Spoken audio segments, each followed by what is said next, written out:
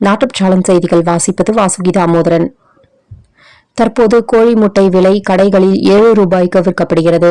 நாமக்கல்லில் முட்டை ஒன்றின் பண்ணை கொள்முதல் விலை 20 காசுகள் சரிந்து ரூபாய் 5ற்கு நிர்ணயம்.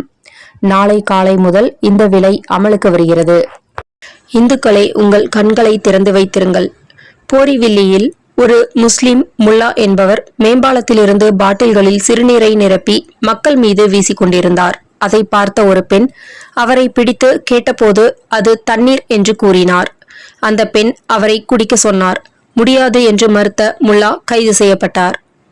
தமிழகத்தில் லஷ்கர் பயங்கரவாதிகள் பயங்கரவாத சதித்திட்டம் தீட்டியதாக தமிழ்நாட்டின் திருப்பூர் மற்றும் மேற்கு வங்கத்தில் 8 பேர் கைது செய்யப்பட்ட நிலையில் அவர்களை இயக்கிய வங்கதேசத்தை சேர்ந்த சபீர் அகமது என்பவர் கைது.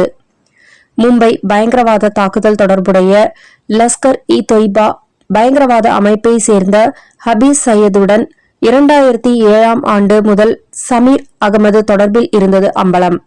வங்கதேசத்தை சேர்ந்தவர்களை வைத்து இந்தியாவில் முக்கிய இடங்களில் தாக்குதல் நடத்த பாகிஸ்தானில் ISI திட்டமிட்டதாகவும் அதிர்ச்சி தகவல் வெளியாகியுள்ளது.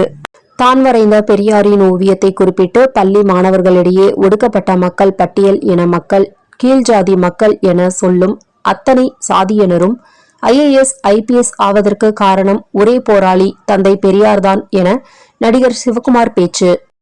ராசிபுரம் அருகே தனியார் பள்ளியில் 12ஆம் வகுப்பு மாணவ மாணவிகள் பொதுத் தேர்வு எழுத இருப்பதை முன்னிட்டு பெற்றோர்களுக்கு பாத பூஜை செய்து ஆசி பெறும் நிகழ்ச்சியில் பெற்றோர்களும் கண்ணீர் மல்க ஆசீர்வதிக்கும் நிகழ்ச்சி நடந்தது. மாதம் தவறாமல் வெளிவரும் நாட்டுப்பற்றாளன் பத்திரிகையின் செய்தியாளராக பணிபுரிய விருப்பம் உள்ளவர்கள் கீழே உள்ள நிர்வாக அலைபேசி எண்களில் தொடர்பு கொள்ளலாம்.